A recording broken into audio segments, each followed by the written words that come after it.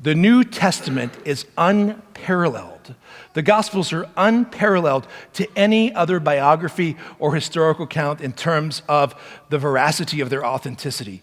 Not to mention that, yes, we have mention of Jesus and Christianity by other people. Josephus, Jewish historian, wrote around 53 AD, mentions Jesus. Now, some used to say, well, we believe that that's something that was written later by the Christians, except for we found some Arabic copies earlier that seem to say that he also mentioned Jesus. Now, the Christians might have written a little note in there that kind of made them look a little bit better than the original, but he still mentions that Jesus was someone who they believe was the Messiah that they believe rose from the dead. Tacitus, who I mentioned, also same thing.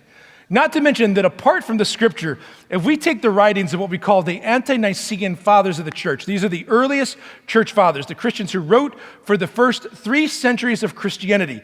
If we took just their quotations of the scriptures alone, of the Gospels alone, we could assemble the Gospels just from that.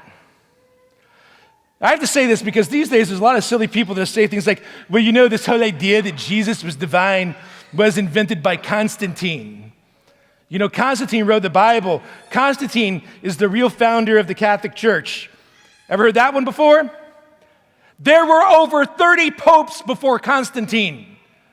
The church was well established. The writings of Christians existed long before this.